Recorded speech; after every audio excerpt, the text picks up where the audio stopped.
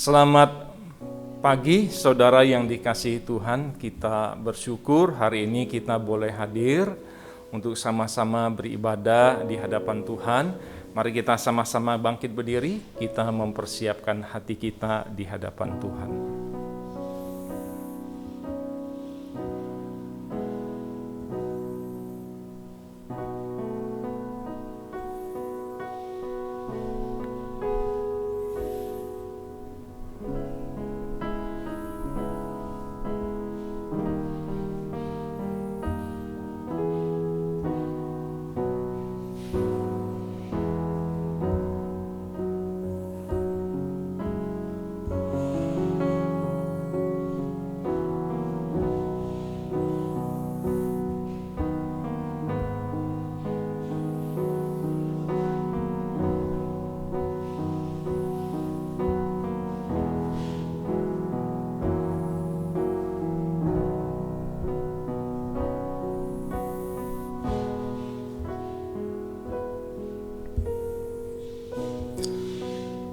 Pertolongan Engkau adalah di dalam nama Allah Bapa kita yang menciptakan langit dan bumi, yang kasih setianya kekal selama-lamanya dan yang tidak meninggalkan pekerjaan tangannya.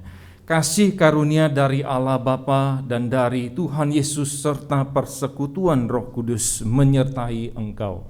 Amin.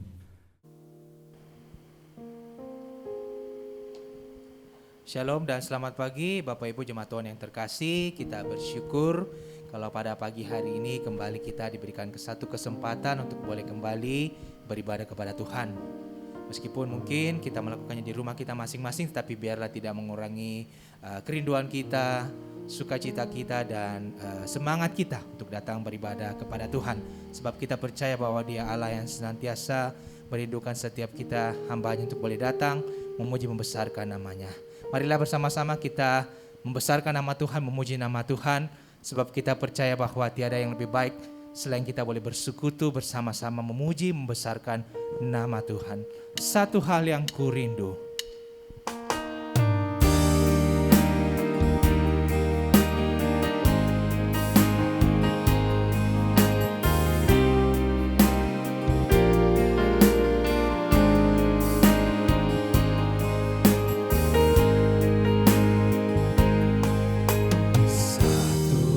Yang ku rindu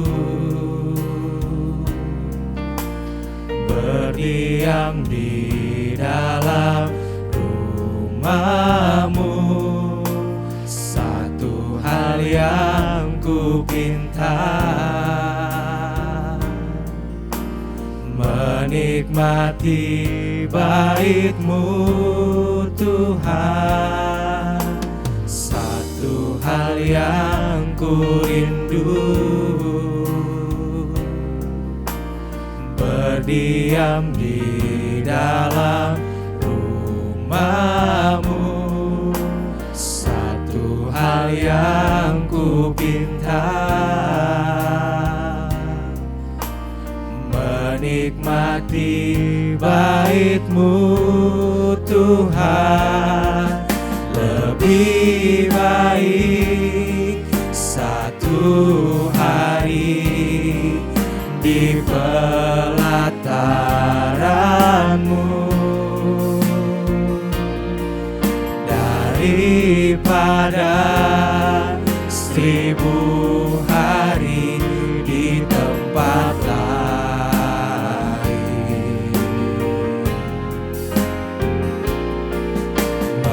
Memuji-Mu, menyembah-Mu, Kau Allah yang hidup, dan menikmati semua kemurahan-Mu. Biarlah ini menjadi kerinduan kita untuk boleh senantiasa menikmati Tuhan di dalam kehidupan, dalam bait-Nya.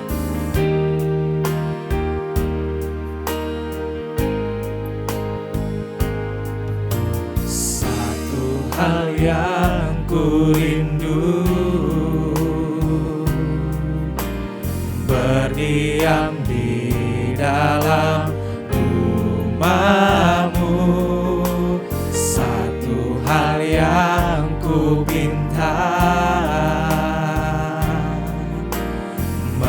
menikmati bait-Mu Tuhan. Lebih baik satu hari di pelataran-Mu daripada 1000 hari di tempat lain.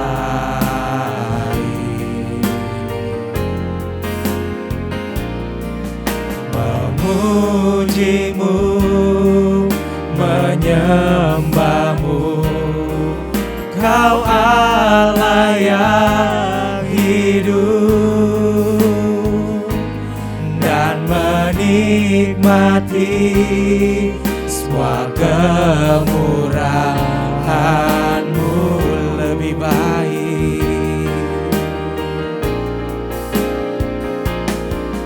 lebih baik satu hari di pelataran-Mu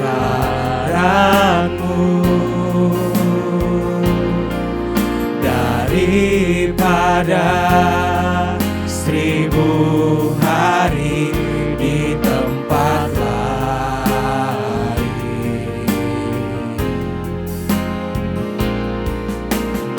Memuji-Mu, menyembah-Mu, Kau Allah yang hidup,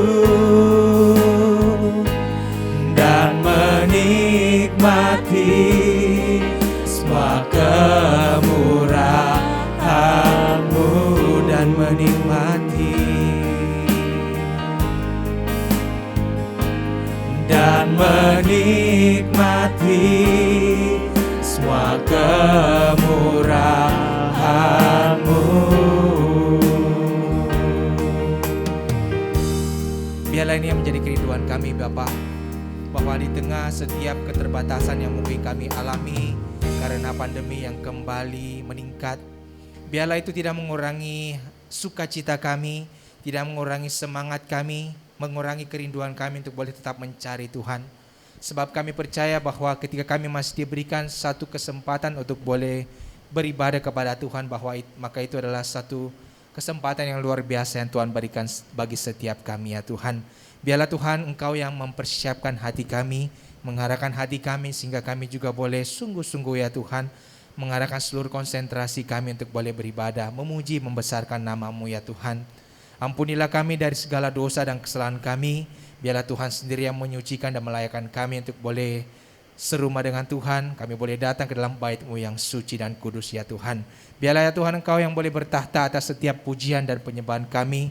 Kami rindu biarlah nama Tuhan yang ditinggikan dan dimuliakan. Dan biarlah ibadah ini boleh menjadi suatu ibadah yang berkenan di hadapan-Mu, ibadah yang boleh menyenangkan hati Tuhan. Dan biarlah setiap kami yang boleh mengikuti ibadah ini ya Tuhan, kami juga boleh memperoleh berkat Tuhan melalui kebenaran firman-Mu yang sekali lagi boleh menolong kami, sehingga kehidupan kami juga boleh semakin hari boleh semakin mendekat, menyenangkan Tuhan, dan boleh semakin memuliakan-Mu ya Tuhan. Terima kasih Bapa, kami mohon pertolongan Tuhan dari awal sampai akhir ibadah kami. Biarlah nama Tuhan ditinggikan dan dimuliakan. Di dalam nama Tuhan Yesus kami telah berdoa dan mengucap syukur.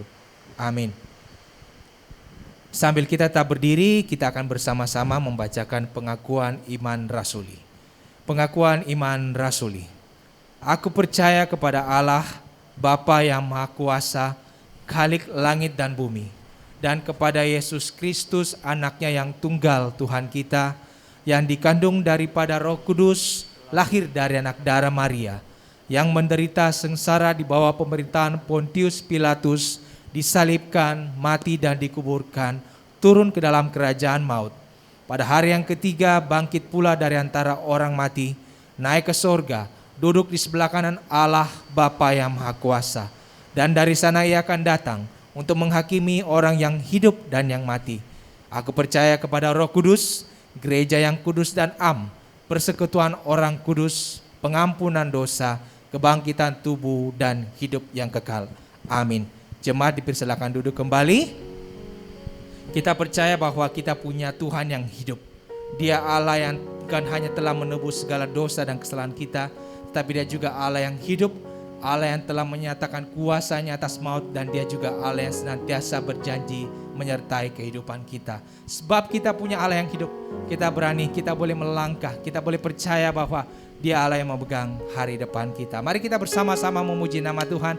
Kita katakan, sebab dia hidup ada hari esok, sebab dia hidup ku tak gentar.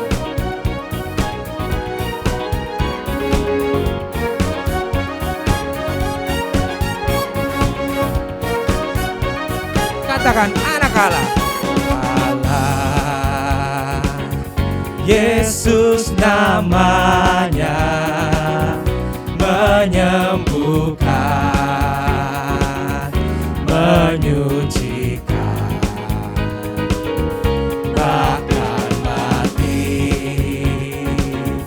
tebus dosaku, kubur kosong membuktikan. Kali kita kadang anak Allah, Yesus namanya. Anak Allah, Yesus namanya, menyembuhkan, menyucikan, bahkan mati,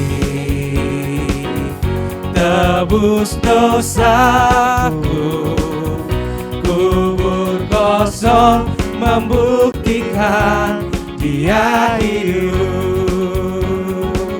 Sebab dia hidup ada hari esok. Sebab dia hidup ku tak gentar, karena ku tahu dia pegang hari esok. Hidup jadi berarti sebab dia hidup.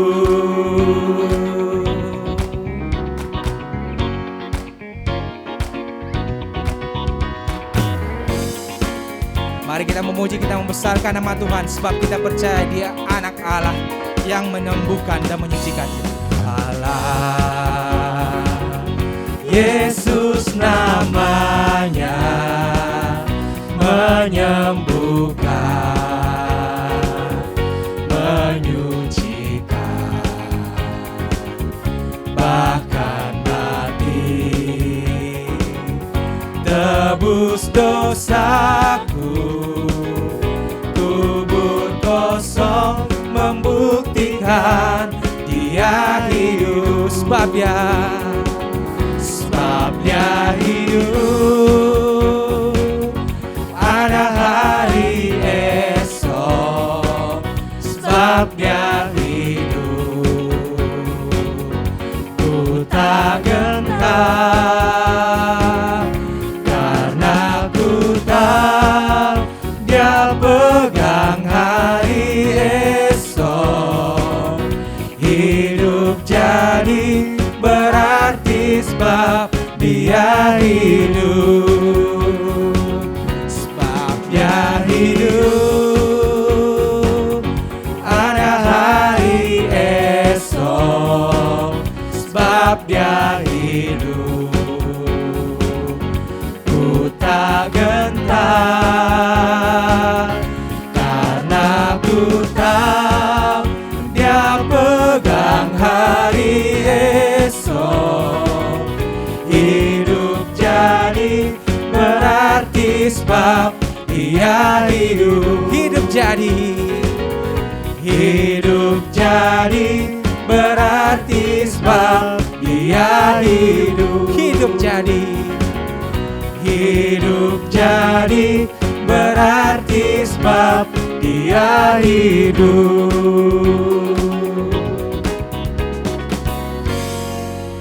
Kita percaya bahwa karena Kristus hidup, kita mempunyai kekuatan untuk melangkah di dalam kehidupan kita. Di tengah segala pergumulan, di segala setiap ketidakpastian dalam kehidupan kita, Dia Allah yang senantiasa akan memberikan kita kekuatan bagi setiap orang yang mau percaya dan bersandar kepadanya. Mari bersama-sama kita kembali memuji nama Tuhan. Allah sumber kuatku, Allah sumber, kuatku, Allah sumber, kuatku dan bagianku selamanya. Allah sumber, kuatku, Allah sumber, kuatku, Allah sumber, kuatku dan bagianku selamanya, selamanya. Dialah sumber kekuatan kita. Hanya Dialah satu-satunya penolong dalam kehidupan kita. Hanya Kau milikku di surga, tiada yang ku ingini di bumi, hanya Kau. Tak ku andalkan kekuatanku, namun yang pasti Kau tetap selamanya. Allah sumber, kuatku, Allah sumber, kuatku, Allah sumber, kuatku dan bagianku selama. Allah sumber, Allah sumber, kuatku, Allah sumber, kuatku, Allah sumber, kuatku dan bagianku selamanya, selamanya. Hanya Kau yang kami miliki ya Tuhan. Hanya Engkaulah penolong dalam kehidupan kami. Hanya Kau milikku di surga, tiada yang ku ingini di bumi, hanya Kau.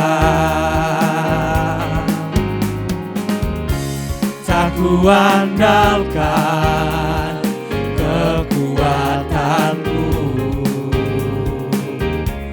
namun yang pasti Kau tetap selamanya. Allah sumber, kuatku, Allah sumber, kuatku, Allah sumber, kuatku dan bagianku selamanya. Allah sumber, kuatku, Allah sumber, kuatku, Allah sumber, kuatku dan bagianku selamanya. Allah sumber, Allah sumber, kuatku, Allah sumber, kuatku, Allah sumber, kuatku dan bagianku selamanya, selamanya, selamanya. Dia Allah yang senantiasa menolong, memberikan kekuatan bagi setiap kita. Sebab kita percaya bahwa Dia Allah yang senantiasa melakukan perkara yang baik, perkara yang ajaib bagi setiap kita yang mau percaya dan bersandar kepadanya. Kekuatan, penghiburan dan pertolongan Tuhan sediakan bagi setiap orang yang mau percaya dan berserah kepadanya. Karena itu biarlah kita boleh senantiasa menyerahkan kehidupan kita ke dalam tangan Tuhan. Sebab kita percaya bahwa Dia Allah yang tidak pernah meninggalkan kita.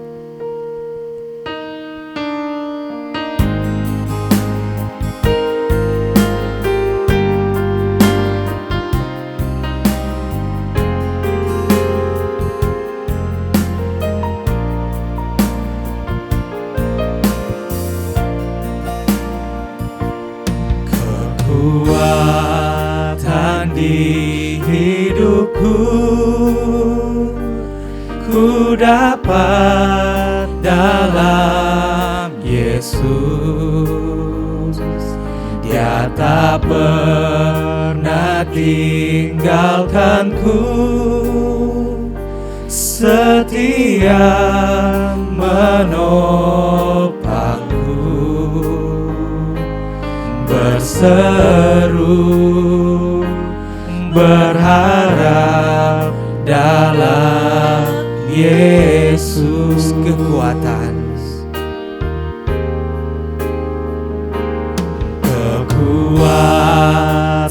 di hidupku, ku dapat dalam Yesus. Dia tak pernah tinggalkanku,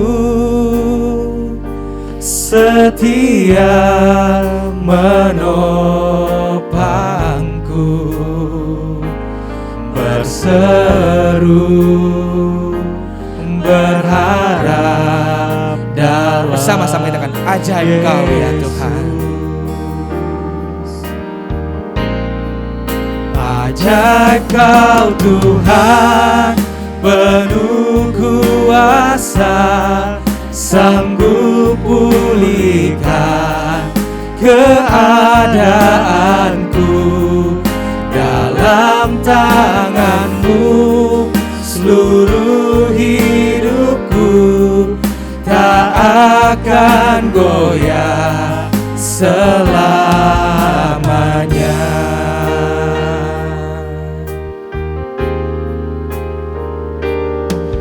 Kekuatan di hidupku, ku dapat dalam Yesus. Dia tak pernah tinggalkanku,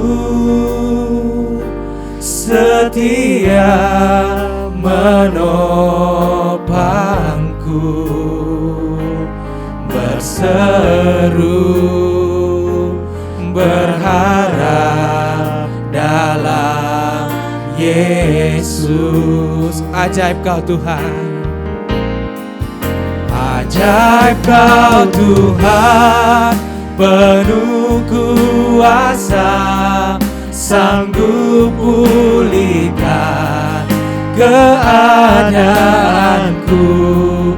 Dalam tangan-Mu seluruh hidupku, tak akan goyah selamanya. ajaib Kau Tuhan, ajaib Kau Tuhan, penuh kuasa, sanggup pulihkan keadaanku. Dalam tangan-Mu seluruh hidupku, tak akan goyah selamanya, tak akan goyah selamanya, tak akan goyah selamanya.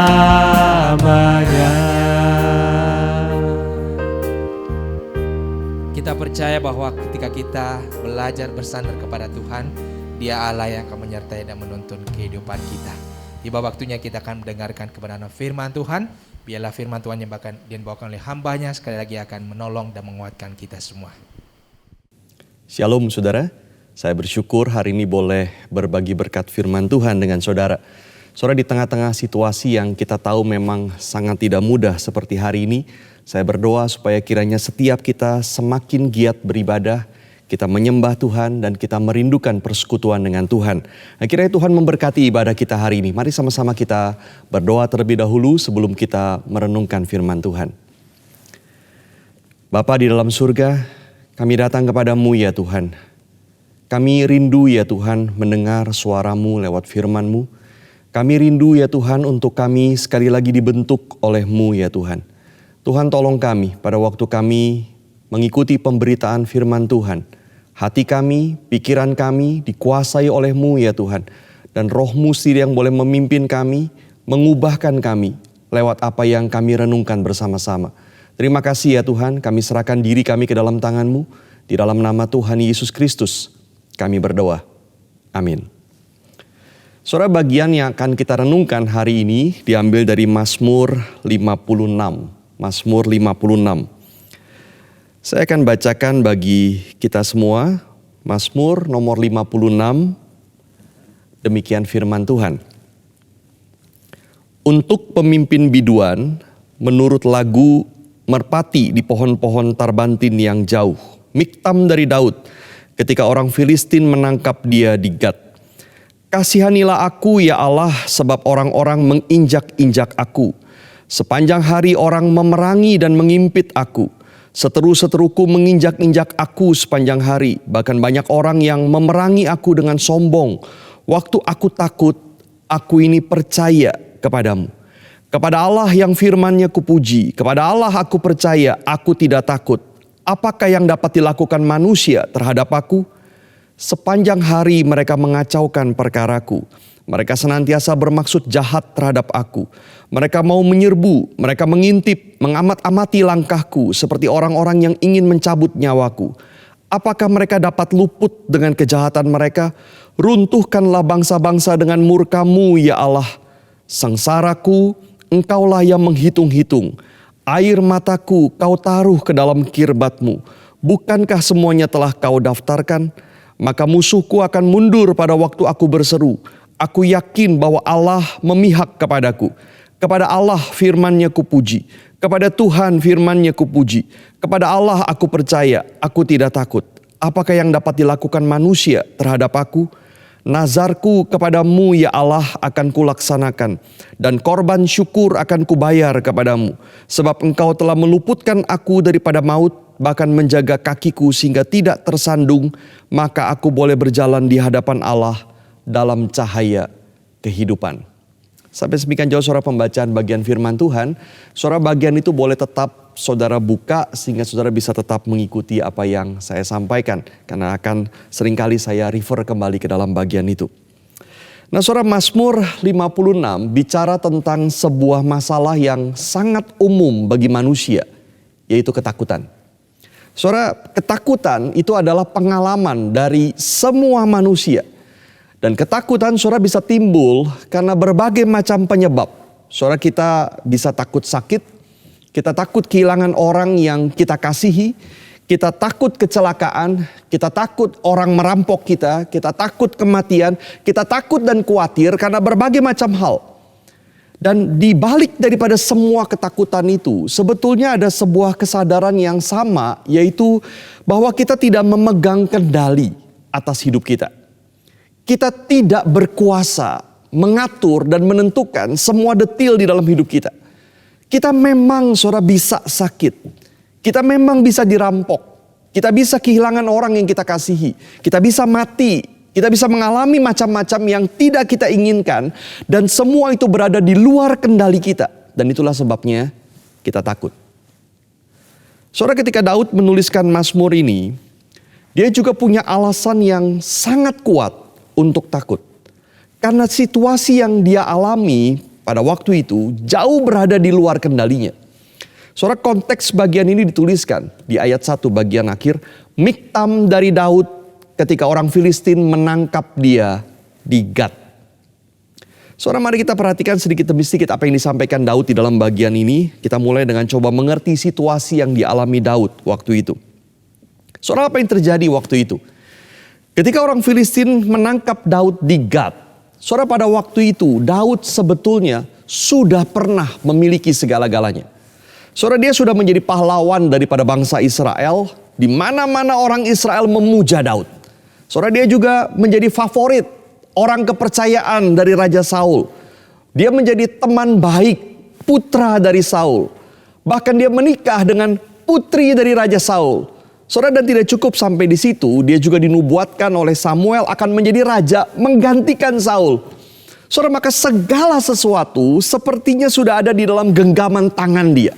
Reputasinya baik, posisinya baik, masa depannya baik, semuanya dia sudah punya. Tetapi saat Daud menuliskan Mazmur 56 ini, segalanya seperti sudah terlepas dari genggaman tangannya. Daud, saudara, bukan hanya sudah kehilangan jabatan, tetapi dia juga kehilangan istri, dia kehilangan rumah, dan dia harus lari dari satu tempat ke tempat yang lain terus menerus. Dia bahkan tinggal di dalam gua-gua sebagai pelarian.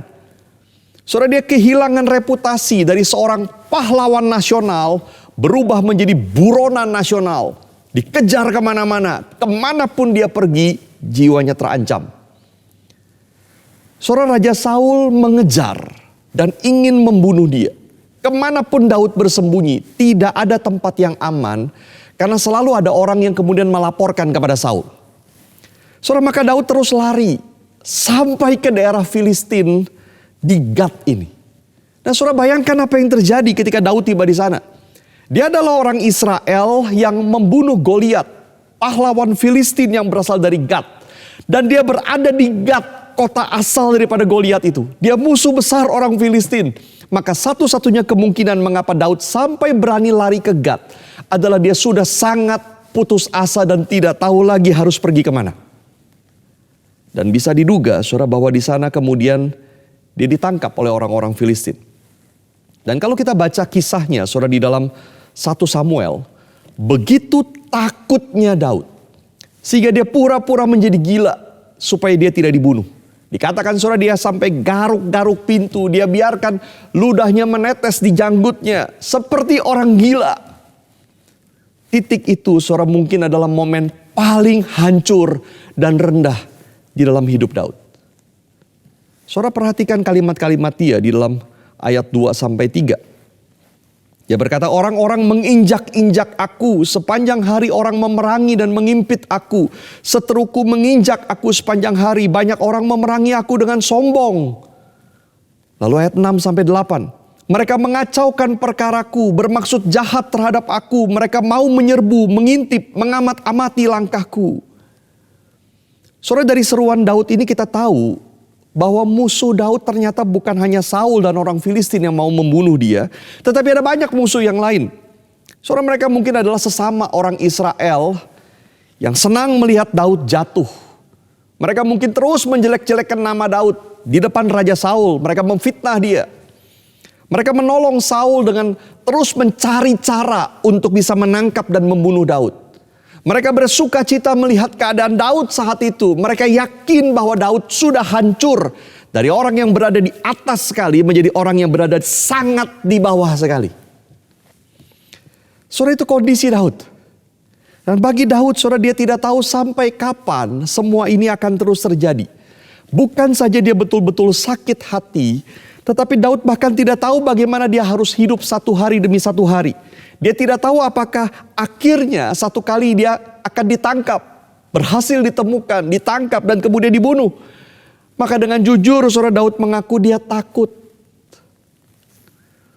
Saudara, tetapi apa yang dilakukan Daud pada waktu dia takut? Dan ini menjadi sesuatu hal yang sangat penting sekali. Apa yang dilakukan ketika dia takut? Saudara, mari kita perhatikan beberapa hal yang dikatakan oleh Daud. Yang pertama, di ayat 4 sampai yang kelima, Daud berkata begini. Waktu aku takut, aku ini percaya kepadamu. Kepada Allah yang firman-Nya kupuji. Saudara, sadar atau tidak sadar, ketakutan kita sebenarnya selalu berkaitan dengan apa yang kita percaya. Kalau kita tidak takut kepada semut, sebetulnya, saudara, adalah karena kita percaya pada kemampuan kita untuk membunuh semut, bukan? Kalau kita takut kepada kecoa, sebetulnya, saudara, adalah karena kita tidak percaya bahwa kita berani injak kecoa, bukan? Saudara, pakai gambaran lain, kenapa kita takut lewat tempat gelap, banyak preman di waktu malam hari? Kenapa kita takut lewat sana? Karena kita tidak percaya kepada kemampuan kita untuk kabur, atau kemampuan kita untuk melawan kalau kita diserang oleh preman-preman itu, bukan? Tetapi saudara, coba kalau kita lewat di tempat yang sama, di jam yang sama, gelap yang sama, premannya sama, tetapi bersama dengan kita ada 10 tentara dengan senjata lengkap. Saudara, apakah kita akan takut? Lain sekali rasanya. Kita berani, saudara. Kenapa? Karena kita percaya kepada mereka. Saudara, bisakah kita melihat ini di dalam hidup kita? Ketakutan bukan sesuatu yang bisa kita hilangkan begitu saja. Karena bagaimanapun kita memang tidak memegang kendali atas hidup kita. Banyak hal tidak bisa kita atur dan mungkin akan menimpa kita. Dan wajar kalau kita takut. Bagaimanapun pasti ada ketakutan di dalam diri kita ketika kita menghadapi penyakit, kekhawatiran, ketika kita melihat keadaan keluarga yang kacau, kekhawatiran melihat bisnis yang berantakan. Tetapi bisakah kita melewati lembah ketakutan yang sama itu? Kita melewati masalah yang sama, mungkin sakit yang sama, musuh yang sama, duka cita yang sama, kekhawatiran yang sama, tetapi dengan percaya kepada Allah. Karena kita menjalaninya bersama Allah. Saudara, maka saya ingin bertanya kepada saudara, percayakah engkau kepada Allah? Apakah engkau betul-betul percaya kepada Allah? Saudara, kalau saudara orang Kristen, saudara sudah percaya kepada Allah di dalam hal keselamatan, bukan? Saudara percaya ada pengampunan dosa, ada anugerah keselamatan, ada hidup kekal yang Tuhan berikan kepada kita. Saudara percaya bahwa Yesus mengasihimu, Roh Kudus membimbingmu. Engkau percaya kepada hal-hal yang sebesar itu. Tidak bisakah, saudara, kita juga percaya kepada Allah di dalam hal yang jauh lebih kecil. Seperti ketakutan kepada berbagai hal. Percaya kepada Allah di tengah kekhawatiran akan banyak hal. Soal penyakit yang tidak sembuh-sembuh. Soal masalah keluarga. Soal menemukan pasangan hidup. Soal dosamu yang tidak bisa lepas. Soal masa depan anakmu. Soal ekonomimu. Soal pekerjaanmu. Soal masa depanmu yang tidak jelas mungkin. Percayakah engkau kepada Allah atas hal-hal yang sebetulnya jauh lebih kecil itu daripada keselamatanmu dan hidup kekal? Saudara, di dalam Mazmur 37 ayat 25, Daud pernah menulis begini. Dahulu aku muda, sekarang telah menjadi tua, tetapi tidak pernah kulihat orang benar ditinggalkan atau anak cucunya meminta-minta roti. Mazmur 55 ayat 23, dia berkata, serahkanlah khawatirmu kepada Tuhan, maka ia akan memelihara engkau. Tidak untuk selama-lamanya dibiarkannya orang benar itu goyah.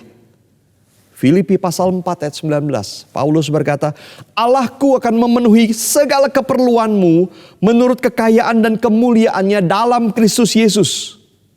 Saudara, percayakah kita akan hal-hal itu yang dikatakan di dalam Alkitab? Daud belum selesai. Saudara, dia percaya kepada Tuhan yang seperti apa? Ayat 4 Mazmur 56, dia berkata, aku percaya kepada Allah yang firman-Nya kupuji. Dia ulangi lagi ini di ayat 11. Kepada Allah firman-Nya kupuji. Kepada Tuhan firman-Nya kupuji. Ketika Daud berkata, waktu aku takut, aku ini percaya kepadamu. Dia tidak asal ngomong. Dia bukan sekedar menenang-nenangkan diri sendiri. Kepercayaan Daud bukanlah kepercayaan buta atau sekedar berusaha positive thinking. Bukan. Tetapi kepercayaan Daud adalah berdasarkan firman Tuhan. Saudara, saya membaca sebuah kesaksian dari seorang ibu yang pernah ditinggalkan oleh suaminya. Dia berkata begini, tiap hari dia menuliskan kata-kata iman. Dia berkata begitu. Suamiku pasti dikembalikan Tuhan kepadaku. Suamiku adalah suami yang takut akan Tuhan. Suamiku adalah suami yang mengasihiku dan seterusnya. Dia tuliskan itu dan dia percaya itu benar. Nah, puji Tuhan, memang akhirnya suaminya kembali dan bertobat. Makanya dia bisa kesaksian. Tetapi itu ngaco, saudara. Tidak ada janji Tuhan seperti itu di dalam Alkitab. Tulis apa yang kamu percaya maka pasti akan terjadi. Tidak ada. Saudara, Daud tidak seperti itu.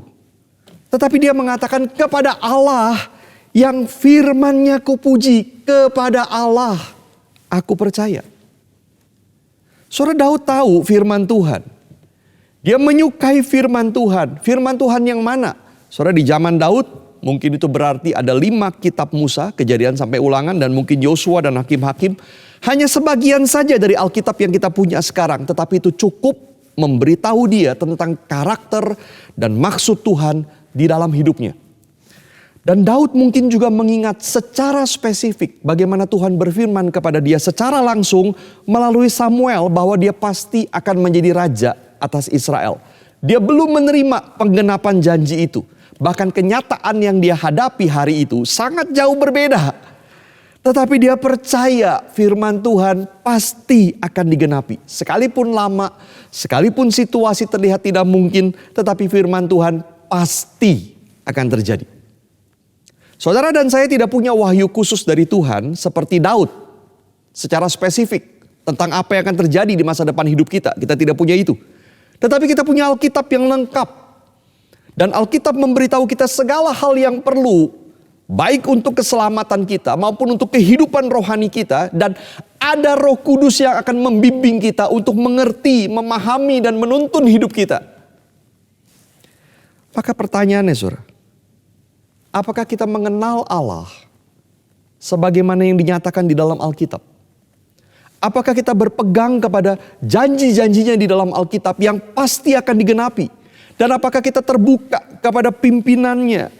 Bukan seperti yang kita mau, tetapi seperti yang Dia mau.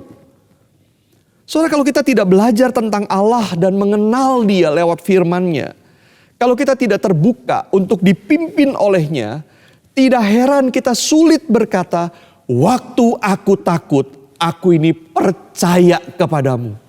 Kepada Allah yang firman-Nya kupuji. Ini yang pertama, saudara. Yang kedua, di ayat 9 sampai yang ke-10. Saudara, Daud berkata dia yakin Tuhan peduli kepada sengsaranya. Saudara, kata sengsara di sini di dalam bahasa Ibrani adalah kata yang bisa diartikan wandering. My wandering, engkaulah yang menghitung-hitung. Nah, saudara, saya mencari terjemahan yang tepat untuk wandering di dalam bahasa Indonesia. Karena biasanya kita mengerti wandering itu berarti berjalan dengan santai, tanpa tujuan. Maka mungkin bisa diterjemahkan berkelana, mengembara. Tetapi saya kira kata yang paling pas menggambarkan maksud kata ini adalah ngeluyur. Berjalan ke sana kemari, tapi tanpa tujuan, pergi ke sana dan ke sini, bolak-balik tiada henti, ngeluyur. Dan Daud berkata, my wandering, ngeluyurku, engkaulah yang menghitung-hitung. Saudara, ini luar biasa.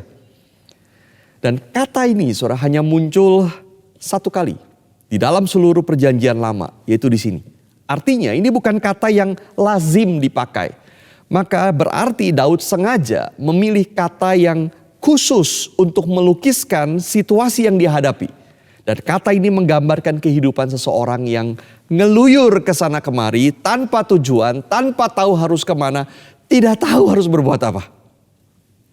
Saudara, begitu sulitnya kata ini diterjemahkan sehingga berbagai versi Alkitab menerjemahkannya berbeda-beda.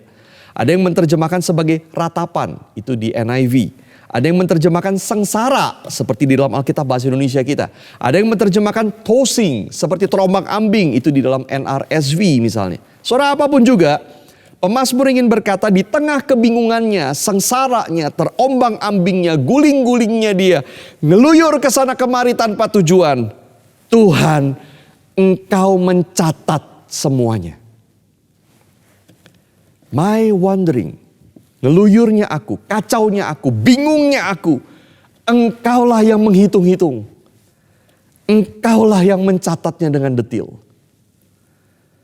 Saya kira saudara, gambaran seperti ini terjadi di dalam hidup banyak orang hari ini. Seperti wanderer, orang yang ngeluyur. Tidak tahu kemana arahnya, tidak tahu mau ngapain. Kita kerja juga tidak jelas untuk apa dan bagaimana masa depan kita.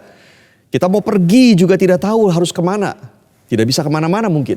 Kita pindah dari satu kota ke kota yang lain. Mungkin di dalam hidup kita entah berapa kali kita pindah kota. Abis ini kemana lagi pun kita juga tidak tahu. Dan untuk apa akan menuju kemana kita juga tidak tahu. Lalu apa kaitannya semua yang sudah terjadi di masa lalu kita dengan masa depan kita? Kita juga tidak tahu. Apa yang akan terjadi nanti? Kita tidak tahu. Seperti Daud, saudara, yang tidak tahu apa gunanya semua yang dia alami dan kemana semua ini akan membawa dia. Wandering. Tapi kalimat ini luar biasa. Sengsaraku, terombang-ambingnya aku, ngeluyurnya aku, Engkau menghitung dan mencatatnya. Tuhan tahu, Dia peduli, dan Dia terus mengikuti kita di dalam ngeluyurnya kita. Sambil Dia membuka jalan bagi kita. Kalimat berikutnya, saudara, di ayat 9 itu meneruskan pemikiran ini. Daud berkata, air mataku kau taruh ke dalam kirbatmu. Saudara, kirbat adalah semacam botol dari kulit yang biasa dipakai untuk menyimpan anggur. Mungkin saudara kalimat ini lebih tepat diterjemahkan, taruhlah air mataku ke dalam kirbatmu. Seperti permohonan kepada Tuhan. Tetapi yang unik dia langsung menyambung, bukankah semuanya telah kau daftarkan? Maka di satu sisi dia meminta kepada Tuhan, Tuhan taruhlah air mataku ke dalam kirbatmu. Tampung itu, jangan sia-siakan. Tetapi di sisi yang lain dia tahu Tuhan pasti sudah lakukan. Tuhan sudah daftarkan semuanya. Maka bukan hanya ngeluyurku yang dicatat oleh Tuhan. Tetapi air mataku juga ditampung dan didaftarkan oleh Tuhan. Saudara, tentu ini gambaran puitis. Bukan sungguh-sungguh Tuhan punya buku catatan atau Tuhan punya botol untuk menampung air mata kita. Tetapi ini gambaran yang sangat indah. Seakan-akan Tuhan seperti itu. Dan Daud minta Tuhan, tampung air mataku. Jangan biarkan aku menangis dengan percuma. Tampung, daftarkan air mata itu. Tuhan tampung dan daftarkan semuanya. Tidak peduli berapa banyak ngeluyurnya kita. Tidak peduli berapa banyak air mata kita. Tuhan perhatikan. Tuhan tahu apa yang dialami oleh anak-anaknya. Dan Dia sangat peduli kepada penderitaan anak-anaknya. Saudara, apakah Tuhan kemudian hanya tahu dan peduli dan berhenti di sana? Tidak. Tuhan siap untuk menolong. Daud melanjutkan di ayat yang ke-10. Maka musuhku akan mundur pada waktu aku berseru. Aku yakin bahwa Allah memihak kepadaku. Terjemahan lain saudara mengatakan begini. Aku yakin God is for me. Allah adalah bagiku. Saudara, seorang penulis bercerita. Di dalam keadaan dia sakit. Dia ditinggal pergi oleh suaminya. Dia sangat sedih. Dia merasa tertolak. Dia merasa dibuang. Sementara sakitnya semakin parah. Di dalam keadaan itu dia merasa sangat kesepian. Dan tidak tahu bagaimana dia harus melanjutkan hidup. Tetapi dia berkata ada kekuatan luar biasa yang dia dapatkan dari temannya. Temannya terus ada untuk dia.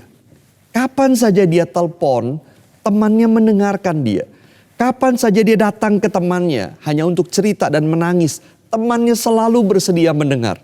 Dan ada satu kartu yang kemudian diberikan temannya kepada dia. Yang sangat menguatkan dia. Kartu itu bertuliskan begini. Jangan lupa. Aku temanmu. Apapun yang terjadi. Jangan lupa. Aku temanmu. Apapun yang terjadi. Maka kita bisa membayangkan saudara. Tuhan menawarkan penghiburan yang sama kepada kita. Jangan lupa, aku temanmu, apapun yang terjadi. Dan dia bukan sekedar teman, dia Tuhan kita. Aku terus ada bersamamu, walaupun yang lain tidak tahu lagi dan tidak bisa mengikuti lagi ngeluyurmu. Walaupun yang lain tidak peduli lagi kepadamu. Aku terus mengikuti engkau. Aku menampung air matamu. Dan mendaftarkan semuanya. Apapun yang terjadi. Aku temanmu. Maka Daud saudara dengan bersyukur bisa berkata. Aku yakin Allah adalah bagiku. God is for me. Dan yang ketiga saudara. Di ayat kelima bagian akhir Daud berkata begini. apakah yang dapat dilakukan manusia terhadap aku? Istilah manusia terjemahan lebih literal adalah daging. Apakah yang dapat dilakukan daging terhadap aku? Saudara, kalau kita berpikir, apa sih yang bisa dilakukan manusia kepada kita? Ada orang menjawab dengan cepat, tidak ada. Salah, saudara. Apa yang bisa dilakukan manusia kepada kita? Banyak, saudara. Manusia bisa memecat kita dari pekerjaan. Manusia bisa menyakiti hati kita dengan berbagai kejahatan mereka. Manusia bisa menipu kita dan membuat kita kehilangan harta. Manusia bisa menyiksa kita, bisa membunuh kita. Manusia bisa lakukan banyak hal kepada kita. Bisa membuat kita sangat menderita. Daud sendiri mengalami apa yang dilakukan manusia terhadap dia. Sampai habis-habisan dia menderita karena manusia. Saudara, demikian pula hari ini kita juga bisa bertanya, apa sih yang bisa dilakukan virus pandemi kepada kita?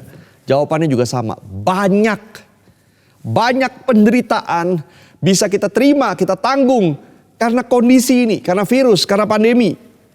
Tapi pertanyaan ini saudara ingin mengatakan, taruhlah ketakutanmu di tempat yang benar. Saudara, istilah daging di sini itu kontras dengan Allah.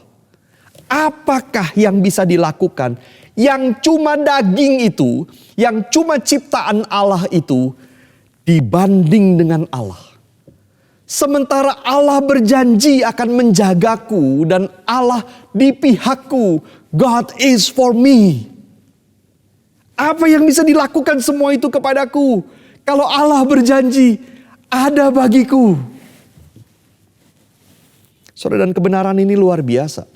Waktu kita takut akan Allah, semua ketakutan lain itu ditaruh di tempat yang benar.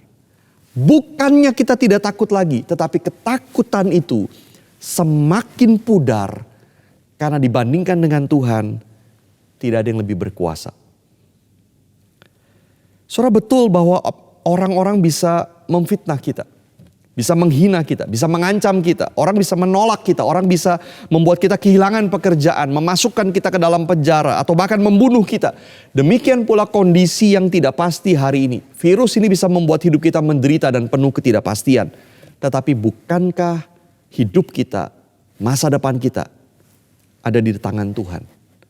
Bukan pada yang lain, bukan pada apapun.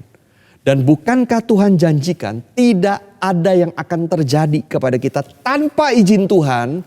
Dan tanpa akhirnya Tuhan bisa rubah membawa kebaikan bagi kita. Dan itulah yang paling pasti dalam hidup kita. Maka mari kita bertanya.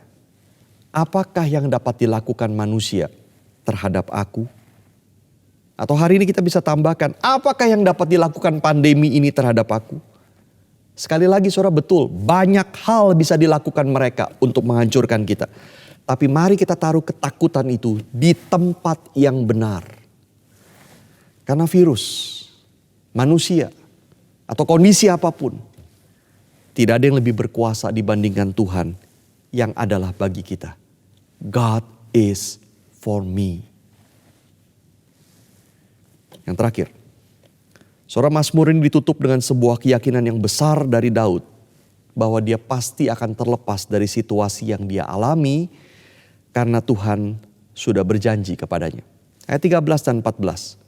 Nazarku kepadamu ya Allah akan kulaksanakan. Dan korban syukur akan kubayar kepadamu. Sebab engkau telah meluputkan aku daripada maut. Bahkan menjaga kakiku sehingga tidak tersandung. Dan kalimat terakhir sangat luar biasa. Maka aku boleh berjalan di hadapan Allah dalam cahaya kehidupan. Saudara, kalau saudara ingat, Yesus pernah menjanjikan sesuatu yang sama. Akulah terang dunia. Barang siapa mengikut aku, ia tidak akan berjalan di dalam kegelapan, melainkan ia akan mempunyai terang hidup. Saudara, Yesus berjanji kepada kita, Dia memberikan kelepasan dari kegelapan. Itu berarti kelepasan dari dosa, dari kematian, dari hukuman kekal. Walaupun penggenapannya nanti di dalam kekekalan, pasti kita akan dapatkan. Tapi hari ini pun kita sudah mengalaminya. Dan itu juga berarti Tuhan menjanjikan kelepasan dari kegelapan hidup, dari ketakutan, dari kekhawatiran, dari hidup tanpa makna, dari hidup yang goncang terus-menerus. Walaupun sepenuhnya kita akan terima itu nanti di kekekalan, pasti kita terima, tapi hari ini pun kita sudah mengalami. Saudara, Yesus sudah bawa kita yang percaya ini keluar dari itu semua dan menerima cahaya kehidupan di dunia ini, sekarang ini. Dan sepenuh-penuhnya genap pada waktu nanti kita bersama dengan Dia di kekekalan. Saudara, maka seorang penafsir berkata begini, janji Yesus di dalam Yohanes pasal 8 ayat 12 yang tadi kita baca adalah penggenapan sesungguhnya dari Mazmur 56 ini. Kita yang di dalam Tuhan sesungguhnya sudah tidak berjalan di dalam kegelapan. Sekalipun saudara di dalam dunia masih banyak situasi yang menyebabkan kita khawatir, takut, gelisah, menderita. Tetapi kita bersama Yesus yang memberikan terang hidup. Dan yang berjanji bahwa di akhir dari segalanya bukan kegelapan yang akan kita terima. Tetapi terang hidup sepenuhnya di sorga. Pasti kita dapatkan. Maka hari ini pun saudara, kita bisa berjalan di dalam cahaya kehidupan itu. Tuhan bersama kita dimanapun, keadaan apapun kita. Walaupun kita ngeluyur ke sana kemari, bingung tidak tahu harus berbuat apa. Dan keadaan menekan kita sampai kita tidak tahu harus kemana. Tuhan bukan saja membimbing kita hari ini. Tuhan bukan saja menerangi hidup kita hari ini. Tetapi Dia berjanji di ujung dari segalanya bukan kegelapan, bukan air mata, tapi hidup sepenuhnya pasti akan kita terima. Maka hari ini, mari kita belajar berkata seperti Daud. Kepada Allah yang firman-Nya kupuji, aku percaya, aku tidak takut. Apakah yang dapat dilakukan siapapun atau apapun terhadap aku? Karena hari ini Allah bersama dengan aku. Dan Dia akan bersama dengan aku terus sampai kepada kekekalan. God is for me now and forever. Allah adalah bagiku sekarang dan sampai selama-lamanya. Amin. Mari kita berdoa, saudara.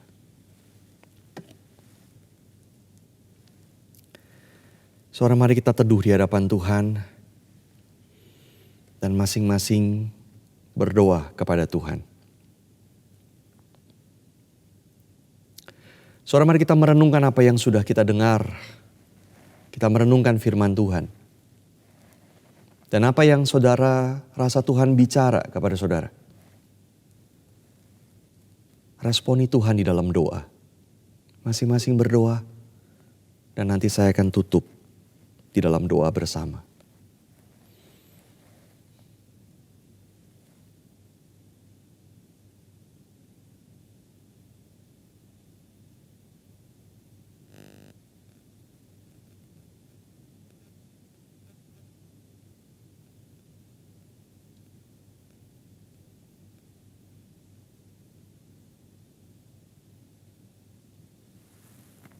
Bapa di surga, kami bersyukur untuk apa yang kami boleh renungkan bersama. Biarlah firman-Mu terus bergema di dalam hati kami. Roh Kudus membimbing kami untuk semakin memahami firman-Mu dan percaya kepadamu. Tuhan, situasi hidup kami berbeda-beda. Tapi situasi apapun yang kami alami, biar kami percaya hari ini Tuhan bersama dengan kami dan Tuhan akan terus bersama dengan kami sampai kekekalan. Terima kasih ya Tuhan untuk kasih-Mu. Terima kasih ya Tuhan untuk penyertaan-Mu bagi kami. Di dalam nama Tuhan Yesus Kristus kami berdoa. Amin. Saudara, kita akan sama-sama mengakhiri ibadah kita. Kita bersyukur kita sudah mendengarkan firman Tuhan. Biarlah firman Tuhan ini boleh menjadi kekuatan bagi kita. Mari kita sama-sama bangkit berdiri, kita mengakhiri ibadah kita.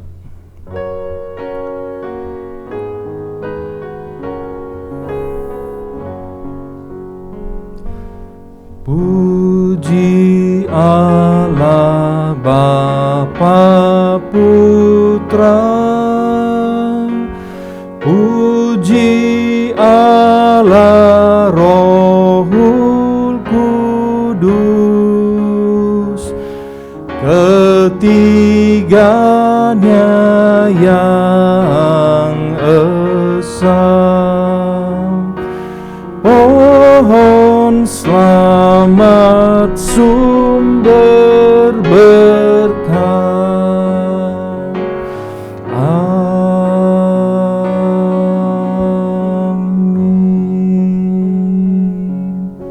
Mari kita tundukkan kepala dan hati kita di hadapan Tuhan. Tuhan Allah memberkati engkau dan Tuhan Allah melindungi engkau. Tuhan Allah menyinari engkau dengan wajah-Nya dan memberi engkau kasih karunia. Dan Tuhan Allah menghadapkan wajah-Nya kepadamu dan memberi engkau damai sejahtera. Amin. Amin.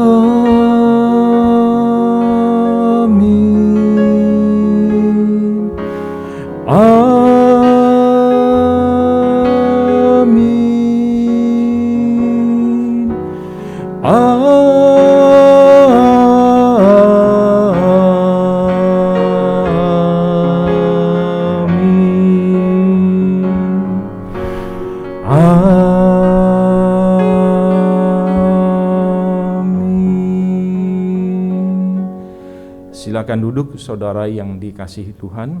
Kita ambil waktu teduh di hadapan Tuhan.